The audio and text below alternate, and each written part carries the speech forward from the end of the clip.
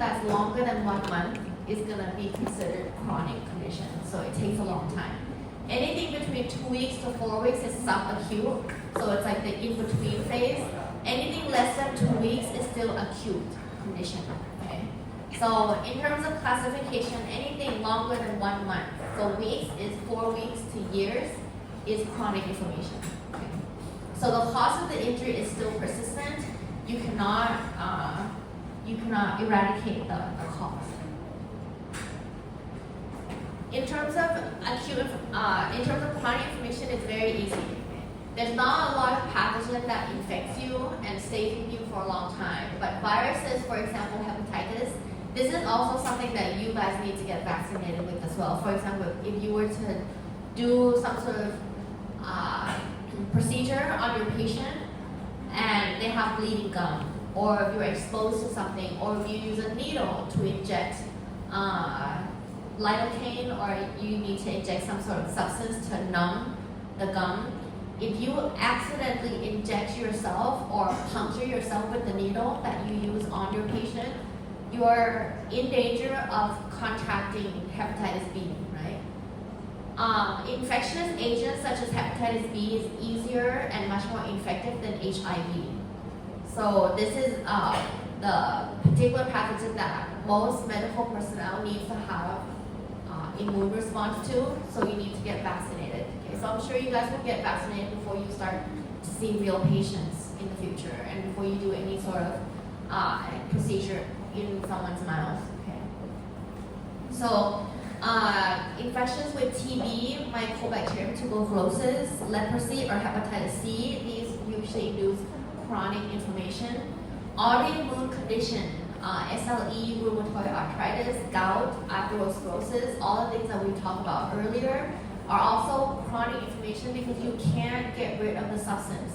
Especially with autoimmune, your body is actively producing the antibody that's attacking your own body, which means that this process is never going to end. Okay, and so this is causing chronic inflammation in your body the whole time. The way to control autoimmune condition is to reduce the immune response so that it is not overactive and it's not producing the antibody as quickly. Inflammatory reaction to steroid agent, these can also cause chronic inflammation.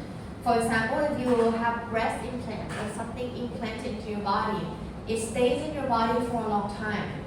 If it's inducing mild inflammatory response, because you can't remove that substance, this is going to happen on an extended amount of time and it's going to take a long time, and you can't get rid of that substance unless you remove the breast implant, right?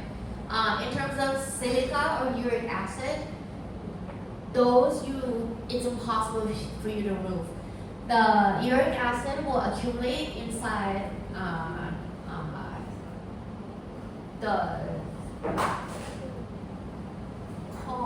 you need to look for joint, yeah. It'll accumulate in the joint. So when you have crystals, the uric crystal accumulating in the joint, in order for you to remove it, you would have to remove the joint, right? But it doesn't make sense for you to remove an organ from someone.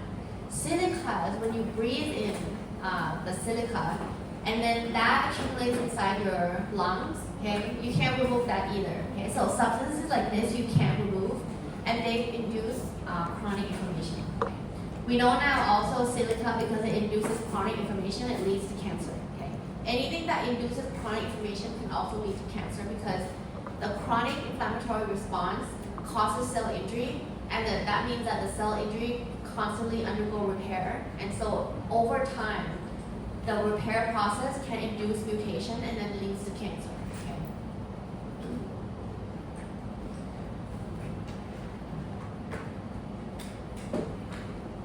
So the secondary immune response, again, is being activated in chronic inflammation. Okay, so think about the antibodies, think about the memory B cells, think about the macrophages and monocytes that starts to arrive, and then obviously lymphocytes that come to this region.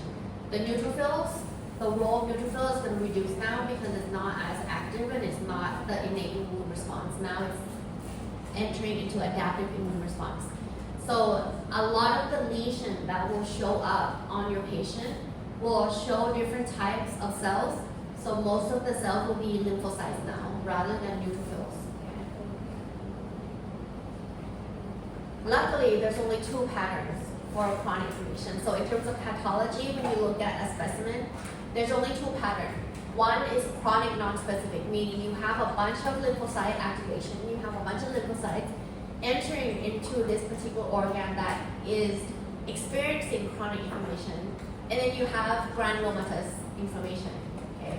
Granulomatous inflammation is when your body tries to limit the amount of inflammatory response a bit. It's kind of recognizing the pathogen, it's limiting, trying to self-limit the pathogen so it clusters in a certain location. But that's why the lesion or the pathology, when you look at the specimen, it's going to look like there's a cluster of something. Okay. Chronic non-specific affects the entire organ. Okay. So luckily only two types. Let's look at these two types and what it looks like. What I talked about earlier, when I said that the inflammatory process itself can cause injury, right? The inflammatory process not only tries to get rid of the pathogen or tries to get rid of the injurious substance, it also causes destruction in your tissue, which means that over time, and especially with chronic inflammation, because it's not quick, it does not get resolution, it's also going to cause tissue destruction in your body. Okay? So if you look at the lesion here, if you compare the two histology, in A, you have chronic inflammation. Both of these is in the lung. Okay? Let's point out the easiest one first. So with acute inflammation, you see that this is the alveoli. This is in the lung. Okay? You know that in acute inflammation, you have vasodilation. So you have dilation of the blood vessel here. That's why it's clear to see the blood vessels. Okay, these are all blood vessel dilation. You have accumulation of neutrophils within the alveoli. Okay, you still see the structure of the alveoli in this organ. But if you look at this specimen, the alveoli is thickened from the presence of fibrous tissue and the presence of repair. The presence of chronic inflammation, the activation of the inflammatory response over time, causes the repair process to be activated as well. So you have fibrous formation within the alveoli. You have accumulation of inflammatory cells, but the cells are different. These cells are lymphocytes that cluster here, okay? And you have changes in the tissue, so you have destruction of the tissue, okay? So this one is an example of chronic non-specific. The lymphocyte goes into a particular location, but the lymphocytes also are present everywhere. There's no specific pattern, okay? It just clusters wherever there is some sort of injurious substance, okay? As opposed to granulomatous inflammation. Granulomatous inflammation, you have the injurious substance or the pathogen in the middle. You have macrophages that eat this pathogen, but then because this pathogen cannot be digested, for example, let's use TB, tuberculosum, Mycobacterium tuberculosis. So the mycobacterium, once it gets engulfed by the macrophage, it sends a signal to the macrophage and prevents lysis and also presents its own protein onto the macrophage. So not only is it preventing the process of fibrolysosome by the macrophage, it's also presenting its protein onto the macrophage as well. So it's essentially changing the macrophage. Now, histiocyte is another name for macrophage. Okay?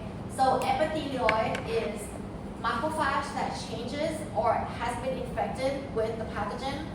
And usually macrophages are rounded and very big. Okay? When it is infected by something, it elongates a little bit. So when it elongates, it looks a little bit like epithelial cells. Okay? Epithelial cells are elongated cells. They're for surface. And so that's why we call it epithelioid. The word oid, the ending oid means like. So it's like epithelial. Okay? So these are histiocyte or macrophage that looks like epithelial cells. Okay? Lymphocytes are white blood cells, okay, for adaptive immune. So you have a cluster of lymphocytes on the outside, you have epithelioid histiocyte in the middle, and then you have multinucleate giant cells. These are also macrophages, but you have multiple nucleus, and they're giant cells because they're really big, and you have multiple nucleus inside. The arrangement of the nucleus sometimes arranges in a horseshoe shape. And so it's gonna look like a horseshoe like this. This is one distinction where you can tell that this is a multinucleate giant cell. It doesn't all arrange it doesn't all arrange like a horseshoe shape, though sometimes it's a full circle, okay? But most of the time, it's arranged like a horseshoe shape, okay? So this is an example of a granuloma, and it's an actual specimen. So if you look at here, from the last lecture, you learned about necrosis and cell death.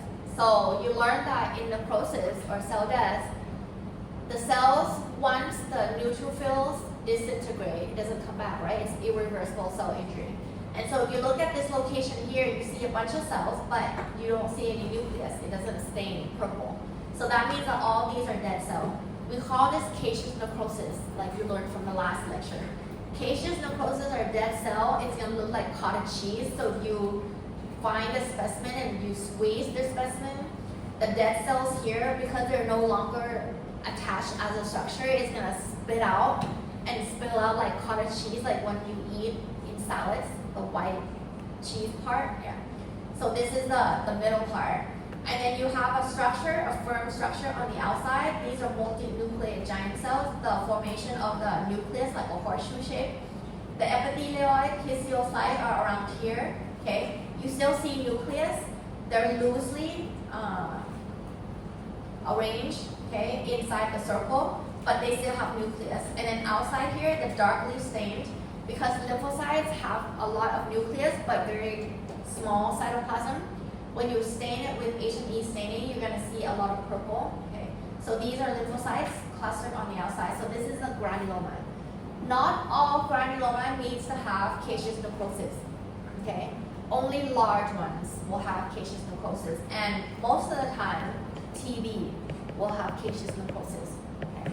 If you see some sort of specimen, you see caseous necrosis in the middle, one of the very first differential diagnoses you think of is TB, okay?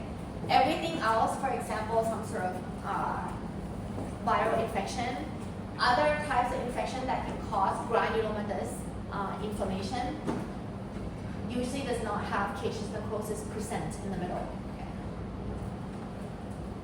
Okay. So acute and chronic. Acute is fast, chronic is slow. Cells that accumulate in acute inflammation is mainly neutrophils. Cells that accumulate in chronic are mainly lymphocytes.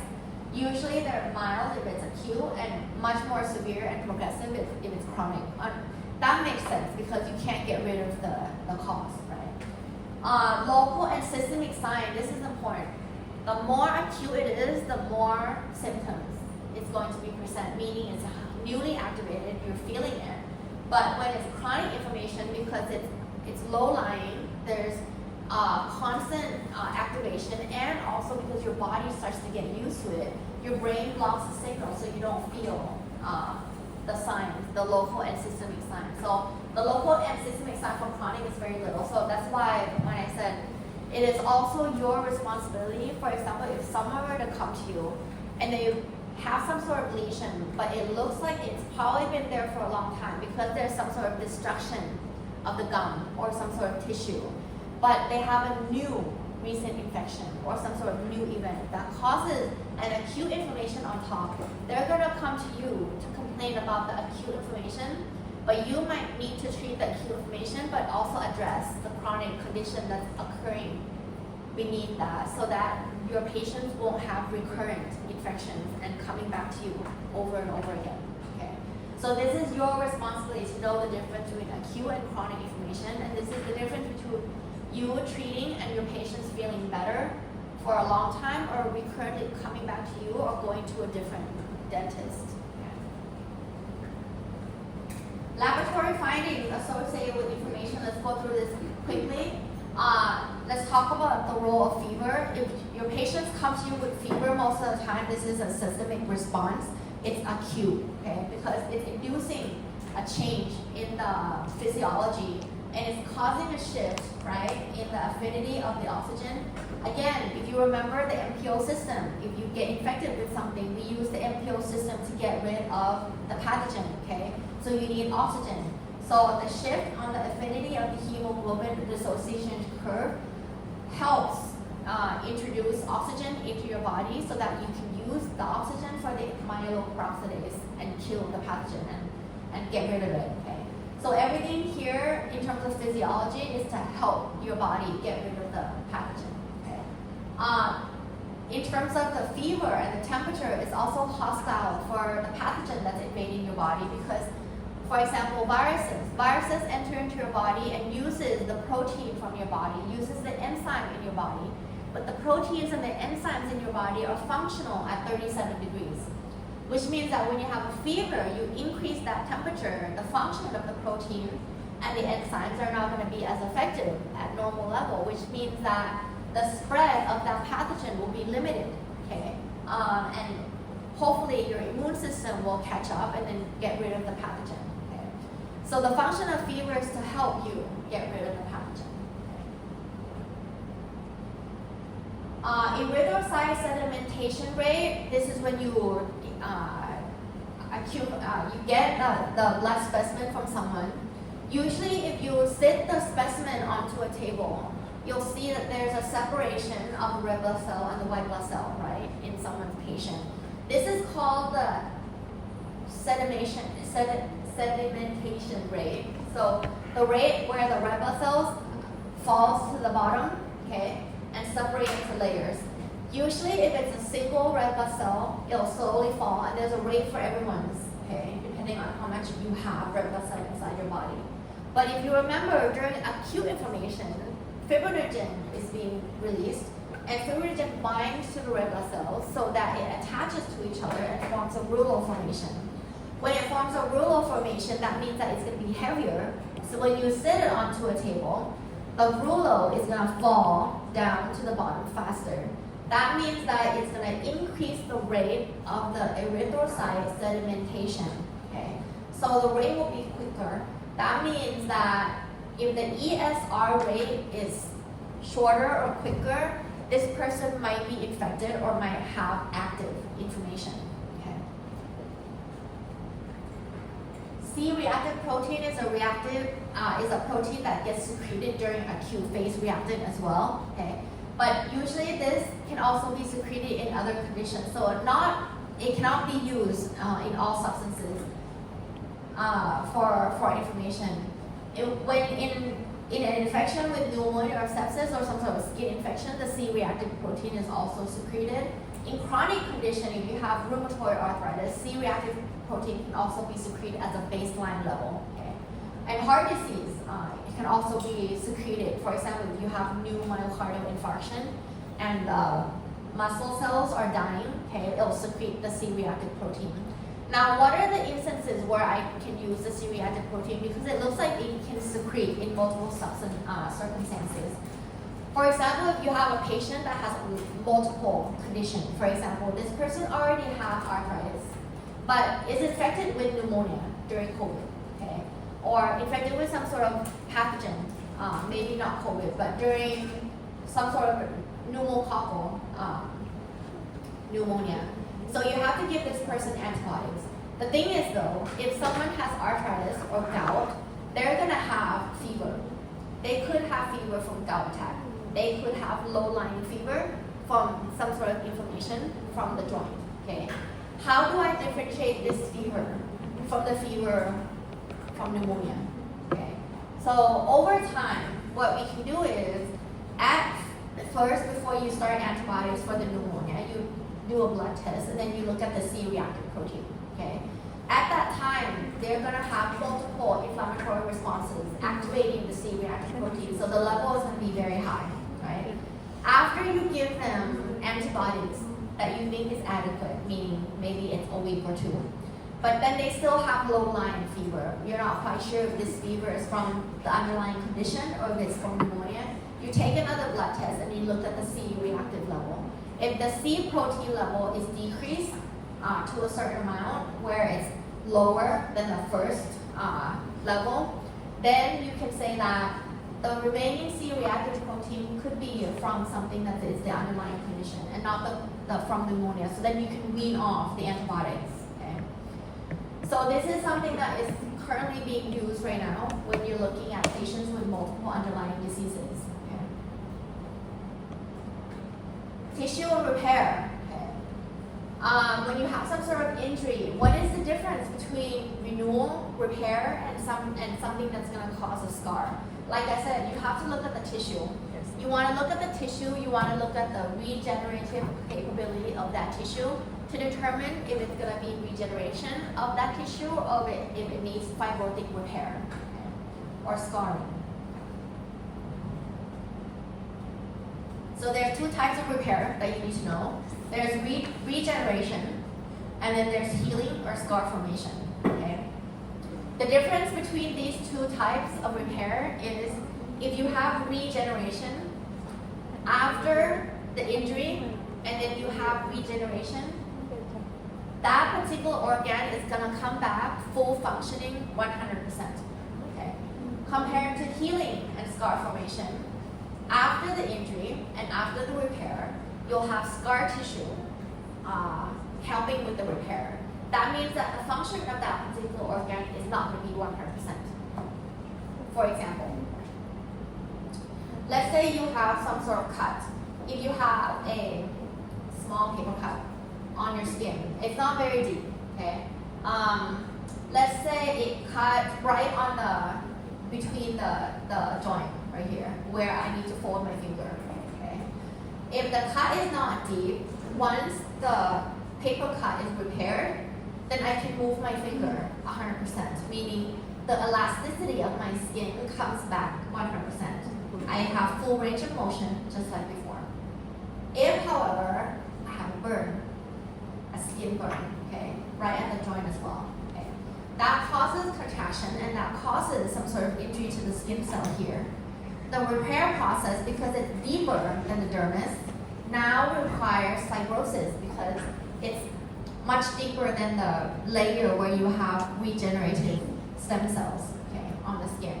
So now there's fibrous tissue that comes to help. That means that the range of motion for my finger is going to be decreased.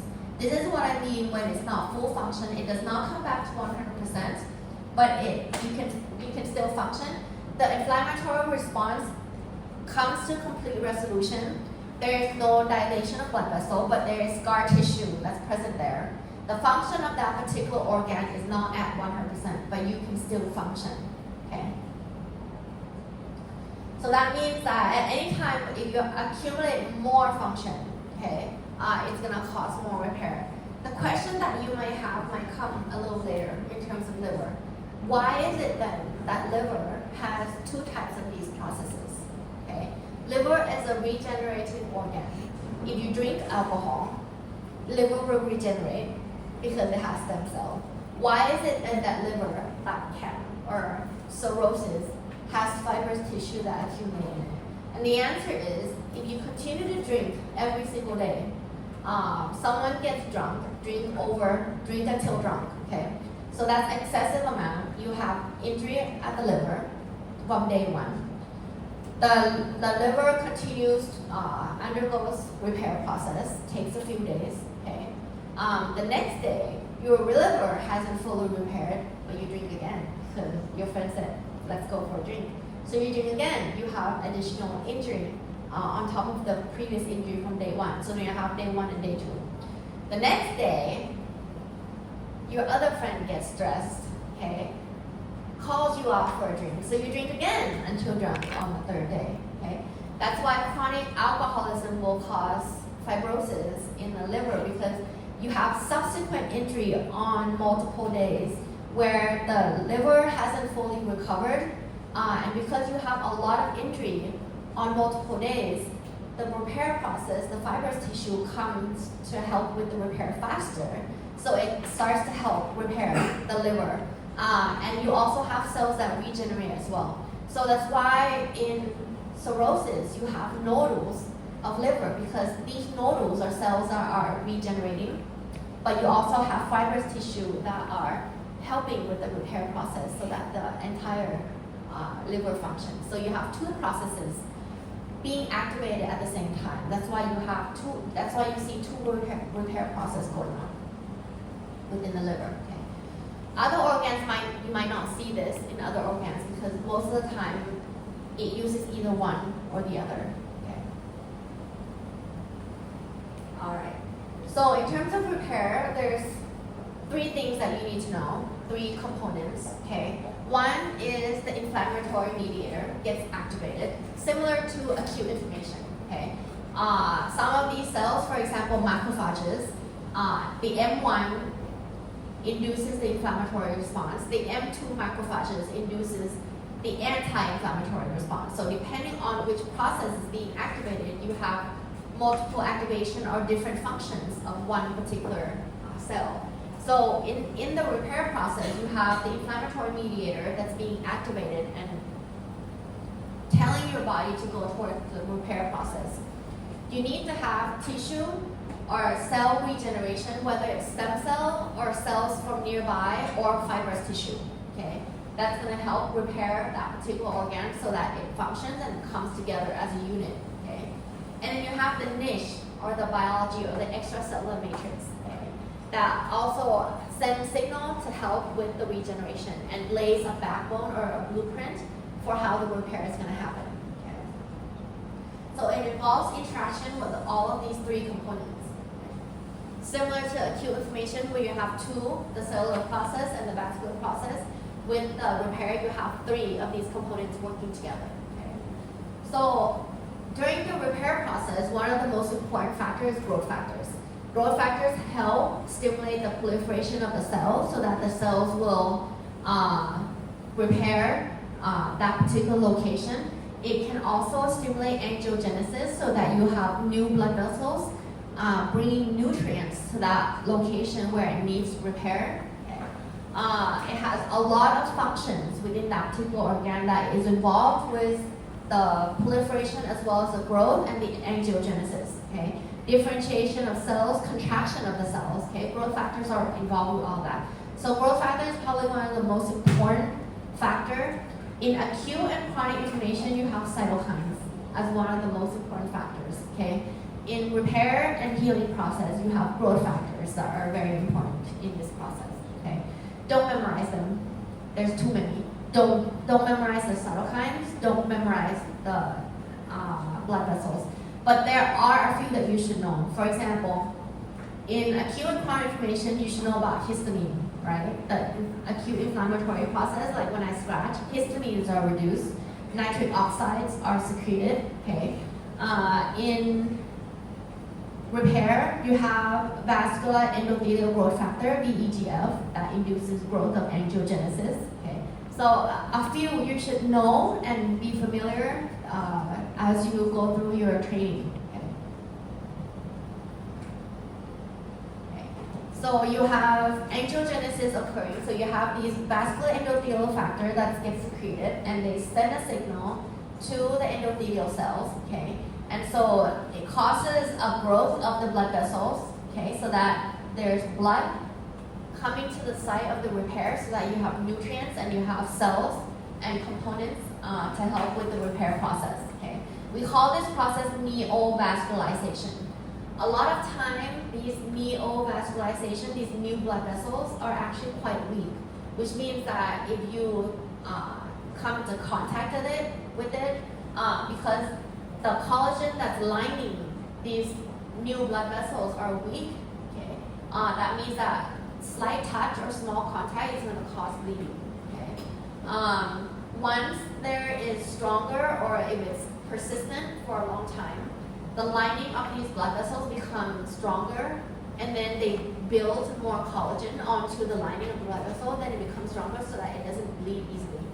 You can notice this, for example, when you have a new wound, your wound will appear kind of red from, again, the repair process and neovascularization. If you come into contact with the wound that's starting to heal, if you ever notice, it bleeds quite easily, even if it's slight contact. And this is from the new blood vessels that has a very weak wall. Alright, so the steps in angiogenesis angiogenesis is you have vasodilation, you have increased permeability, very similar to acute inflammation that we already talked about. And then you have migration of the endothelial cells towards the cell injury. Again, same thing. But then it starts to differentiate. You have proliferation of the endothelial cell now, so that it forms a new blood vessel and the lining of the blood vessel.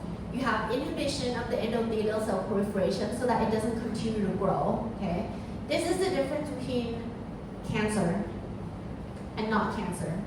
Cancer cells are cells that cannot be controlled. They continue to grow, okay, uncontrollably. This is growth, but then when you send the signal for it to stop, then it stops growing, okay?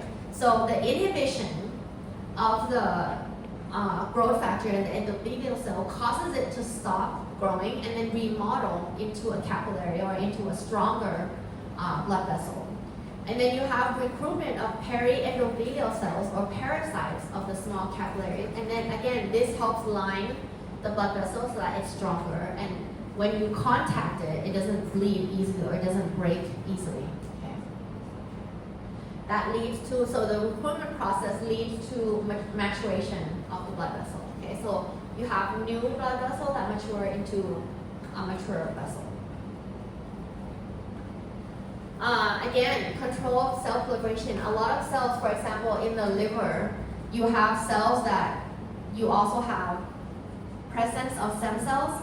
Stem cells don't actively proliferate, so they're in the quiescent stage. A lot of cells in your body, if that particular organ has stem cells, your stem cells will stay in quiescent stage, meaning if it doesn't have proper activation, it's not going to actively proliferate, okay? Other cells are permanent cells, meaning they can no longer differentiate into anything, okay? And then you have continuously cycle cells. Cells that are already actively proliferating, for example, your hair, the cells lining your gut, okay? The cells on your skin are also actively proliferating. So these cells are already in its activated process, okay? So the tissue repair activates 3 cell types: the remnant injured cells, the vascular endothelial cells, and the fibroblasts, okay? The fibroblasts are the fibrous tissue that comes and repairs and is responsible for the scar tissue. All right, so these cells, when you need it, the quiescent cells are the ones that, for example, in the liver, for example, hepatocytes here, the quiescent cell will enter into the proliferation phase and then it'll proliferate. Okay, so it'll enter into this cycle. If it's permanent cells, you can no longer proliferate. And these are all muscle cells, which makes sense. Muscle cells are innervated by nerve. If you somehow cause injury to muscle cells, but then it starts to grow, it's not going to be properly innervated, which means that you won't be able to control it. For example, if you have injury to, you have a car accident and you break your arm. The muscles in your arm, if it repairs and grow new muscles, you know that neurons don't proliferate very well, which means that the new muscles will not be innervated by your brain. That means that the function and control of that arm is not going to be as good as before. And it makes no sense to your body. So that's why muscle cells don't regenerate, okay? Whatever is gone, okay? Because we don't form new neurons. So, and that's severe for heart. If you somehow have ischemic heart or myocardial infarction, whatever that gets destroyed in the heart cells is not going to come back. Okay? So that's the difference between the first lecture that you already heard. The difference between reversible and irreversible.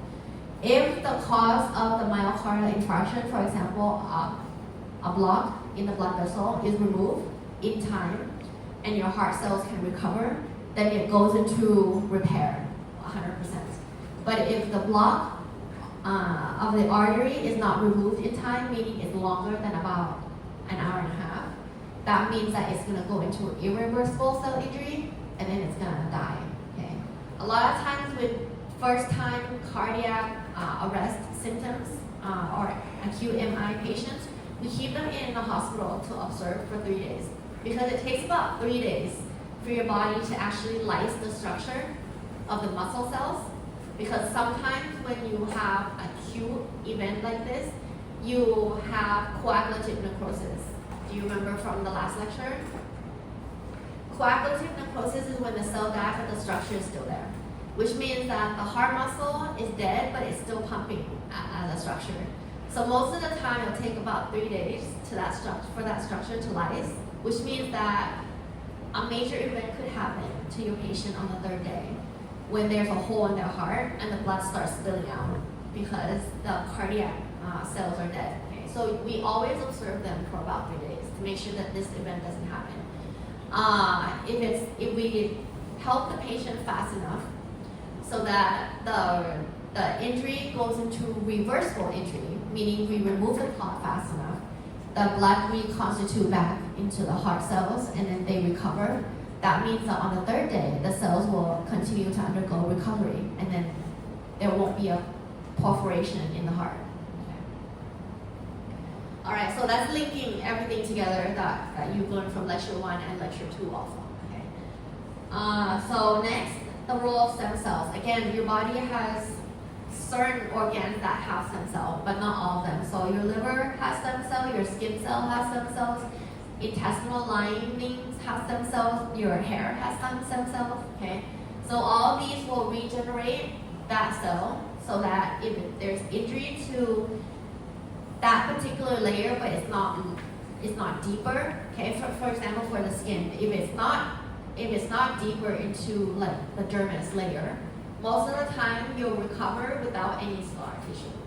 But if injury is deeper than the dermis, okay, meaning it punctures, you see the bone, you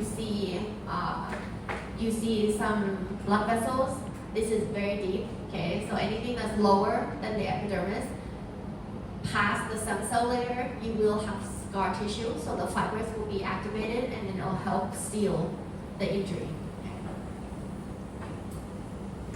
So the importance of stem cell is that it has cell renewal capability, it's asymmetric replication. Anyways, you just remember that it can regenerate, so the cells will come back and it will repair that process. Okay? Again, a lot of times the cells that repair have more elasticity, the fibrous tissues do not. Fibrous tissues don't have function, they only pull everything together so that it doesn't fall apart. And the elasticity of these fibrous tissue are much less than cells that reside on an extracellular matrix. Okay? That's why the function is not 100% with fibrous tissue. So the extracellular matrix again talks with the cells, sends signal to the cells, and helps with mechanical support. It helps send signal, for example, growth factors. So it helps control the growth of the repair process. For example, if the tissue comes into contact with each other, you can think about this easily. For example, if you have a surgery to remove the molar, if you don't suture the gum closed, the process where the patient's gum will recover and build the tissue to fill that gap is going to take a long time. But if you suture the gum closed, the side of one surgical cut comes into contact very nicely with the other one, you're going to reduce the amount of inflammatory process and repair significantly because now the cells are close to each other. The extracellular matrix senses when there is a contact, when the cells communicate. So when they communicate, they send signal to each other and say, there is cell-cell contact. When there is cell-cell contact, it enters the cell into resolution, okay? And so the inflammatory process and repair is going to be much better. In terms of anything, in terms of scar, if you don't suture close, there's going to be a lot more scar tissue. So you're not suturing the gum closed just to seal the blood, but also to reduce the amount of scar tissues that's going to occur there. It helps with maintenance of the cell differentiation. It helps with scaffolding, and again, scaffolding is kind of like mechanical support. Okay. Established tissue microenvironment, meaning again, it helps with the communication process. With their cell-cell contact, they send signal to each other so that it can tell the process to stop or continue for fibrous tissue. Okay. you have storage of regulatory molecules when there is some sort of injury to the extracellular matrix. Again, the cytokines are released, okay? And so when this is repaired, the cytokine stops, so then everything enters into resolution and repair process. All right, so the components of ECM, I think, because this is more like focused on skin, I think you can read this on your own time. I usually don't test on the components of the skin very much, but just so you know that there are multiple components of the skin, for example, like the collagen and proteoglycan. The appearance of youthfulness on your skin is the presence of proteoglycan and having water hydration. So when they do a commercial where this facial product is going to make you look younger and it's going to reduce fine lines and wrinkles, this is actually like hyaluronic acid or something that binds with the proteoglycan so that it holds water. When it holds water, your skin appears full. And so the fine lines and wrinkles decreases because it appears full. Okay? So the youthfulness that you have right now, if you drink adequate water, you'll look 50% more beautiful just from drinking water. Okay? So make sure you, as you're studying, make sure you stay hydrated. Drinking coffee like I do is also not very good because coffee is diuretic, so it's pulling water out. So that's why they recommend that people who want to appear young, they recommend that you don't drink as much coffee because coffee will be diuretic and will cause you the water to leave. Okay? So anyways, drink coffee and stay hydrated. Okay. Okay. So there's the repair. I think that you need to. I think we already covered all that. Let's go into the regeneration a little bit. And this is the example that we talked about with the liver. You have regeneration of the liver. How much, do you know how much of the liver needs to be there for it to fully regenerate into a full organ?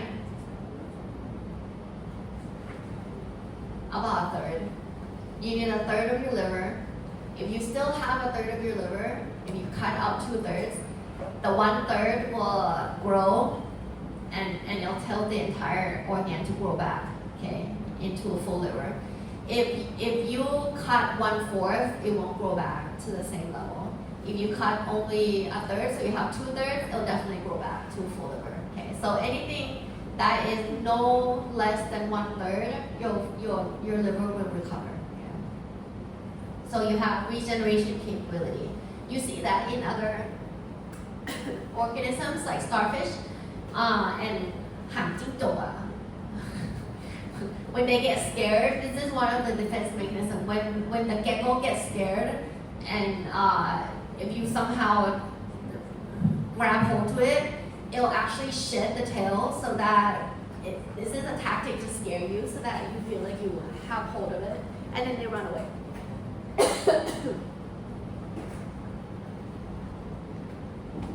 And then a few months later, you'll see the same gecko come back, right? With a full tail. Okay?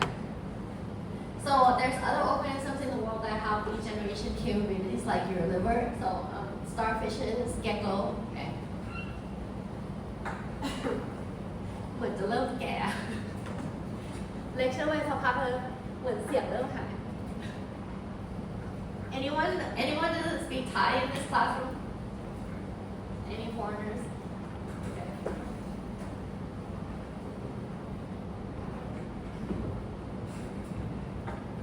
Okay. So we have cell and tissue regeneration. We already talked about this one, so can I keep going? Okay. In the lecture. Okay, so you have scar formation. Scar formation, again, like I said, is from fibrous tissue. So when you have activation of the fibrous tissue because it's very strong, it helps pull everything together. And so when you don't have regeneration of that particular cell, your body will send a signal for fibrous tissue to come help and pull everything together. Okay? So there's activation of the fibrous tissue. You have migration and proliferation of the fibroblast so that it comes to the site of the injury, and then it gets deposited by the extracellular matrix. Okay, so that it knows where it's going to be located. So at the end, when it's all done, you're going to see a bunch of granulation, meaning in layman's term is scar. You'll see white scar. These are fibrous tissue that gets laid down to help seal the wound. Okay. So the repair process, again, within the few days of the inflammatory response being activated, the repair process is also getting activated at the same time, but just at a very low level, but it's already activated. The granulation tissue or the cells responsible for repair will have already been activated by about a few hours after the inflammatory process has been activated, and it continues to occur low-lying in a very low amount the whole time until the inflammatory process is resolved, and then it enters into a quick resolution and repair process. Okay, so the wound contraction can happen. Like I said, in the beginning you have new blood vessel, you have new collagen. Okay, so there is some contraction. Okay, because it's being laid down. What you'll notice is when you first start to get scar tissue, it's gonna feel painful and it's gonna be thick. We call this hypertrophic scar, and this is from the amount of wound or amount of collagen being deposited to pull everything together. It's usually quite strong, but it's very tight. Okay. After a while, this collagen gets changed to the stronger type, so you have less of the collagen, but it's much stronger and it has a little bit more elasticity. Okay, so there's remodeling of the collagen over time, and that can take months to years. Okay, that's why the appearance of your scar will change. Over the years, you'll notice that it appears less and less because it's remodeling the whole time. Okay. So again, if I see patients that come to the clinic, especially skin clinic, and if it's something on their face, I have a patient that just had a facelift, okay, at a different clinic, obviously, but she's having some issues with hypertrophic scar, and she's afraid that she's like keloid, okay. So what I do is I inject the site of her scar with steroid, low amount of steroid, so that the hypertrophic scar is reduced, and also prevent formation of keloid. And so the appearance of the tissue where she has surgery will be less prominent. Okay. All right. So for your profession, I think one of the most important thing is probably suturing.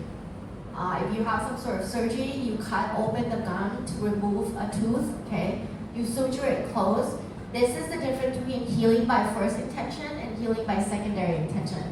If well, usually this instance probably won't happen because you probably won't extract a tooth if it's currently infected, correct? Because extracting a tooth when it's currently infected can also introduce that infection into the bloodstream. So most of the time you probably won't encounter this instance. But the thing is, let's use an example where, because you won't find this example, if you get bit by a dog, okay, the fang enters into your skin. There's no way we can possibly sterilize the wound completely because the fang enters into the wound, okay? Puncture wounds like that, we don't suture close. Because if you suture close, you're gonna, the abscess formation, the purulent inflammation is going to accumulate because there's presence of pathogen inside that puncture wound, and so it's going to accumulate, it's going to activate the inflammatory response. The abscess is going to accumulate in that area, then eventually you're going to have to open the suture anyway to drain the pus. Okay, so in instances like that, we don't close the wound. We leave it open so that we leave the wound open so that the serum will, and your body will try to get rid of the pathogen on its own. Let the serum flow out, okay? Stop the bleeding though, but let the serum flow out, okay? Make sure that it's not actively bleeding even if you don't close. Or if you need to loosely close with some suture so that it does not bleed, that is adequate. But make sure that it's not a tight suture. Anyways, healing like that is healing by secondary intention, meaning you leave it open, but you let the wound slowly close from the bottom, okay? We also treat cysts like this also. If you have some sort of cysts are inclusion bodies or water that is surrounded by epithelial cells. Because it's surrounded by epithelial cell, when you remove the water, but you still have that cyst, like epithelial surrounding, the water will come back. Okay. So the way to treat a cyst is to open the cyst, make sure you remove the sac from the patient and leave it open. Okay, leave this wound open. Clean it with hydrogen peroxide, but let it heal by secondary intention, meaning it's gonna heal from the bottom to the top. And you have to keep this wound open, otherwise it's gonna form an abscess. Okay. Anything else for you in terms of dentist when you surgically remove a tooth or when you do some sort of surgery? Because your technique is clean and the instrument that you use is sterile, you can suture it close by the primary intention so that the amount of inflammatory response and the healing time is reduced. Okay, so examples of wound like this, if you have a nice cut, you see that if you suture it close, the contact from this side and the contact from this side has a nice contact with each other. We recommend that you suture it close. This also, you can suture here to bring the two parts of the lip together. It looks like a very complete but very clean laceration. But if you look at this is not clean laceration. There's no way for you to suture this close. So this obviously has to be secondary intention. So you have to let it heal from the bottom to the top. Okay. There's also a tertiary intention. Tertiary intention is similar to the puncture wound by a dog. You let it heal a little bit from the bottom, and then when you notice that the wound is really nice, and it only needs a little bit of suture at the top, you suture it later. That's tertiary intention. So that the healing time reduces also. Okay. So you can actually suture it later. So follow up with your patient to see what kind of suture and what you need to do for them. Wound strength increases over time, again, because the collagen changes. Within the first 2 months, the strength is about 70 to 80%. But then after 3 months, it gets stronger and stronger over time. Okay. In the beginning, again, it's going to appear red. It's going to be hypertrophic because you have a lot of accumulation of the collagen. But over time, it will remodel, and then the hypertrophy or the swelling will decrease. Okay. The amount of collagen will remodel so that it appears kind of like smooth with the skin. One particular pathologic condition from repair process is keloid. Keloid is when you have over accumulation of collagen at the site of injury. Keloid can happen with a lot of people. Usually it's prevalent in African American communities, but in Asian skin, we also have a lot of patients with keloid. With keloid or patients with that have genetic susceptibility to keloid formation, you don't want to cause any injury to the skin. For example, if I were to, acne is probably one of the hardest things to treat for someone that has keloid, because when you have acne usually is deep, much deeper than the epidermis, because sometimes the pus accumulate in the bottom. People with keloid, once they have an acne, that one acne can cause keloid to form in that particular location. Some patients will have acne on the chest, so they'll have a bunch of keloid on the chest. For patients like this, usually you try to reduce the amount of acne that they get and get them on medication so that they don't have any more acne. You also don't want to do any sort of procedure that causes a break in the skin, because if there is a break in the skin, the repair process is going to get activated and the keloid will over-accumulate in that particular region. Okay. The difference between keloid and hypertrophic scar is, for example, in this instance, this could be like a puncture or like one slit right here from some sort of condition. And if it's hypertrophic scar, meaning it's in the recovery process or in the healing process,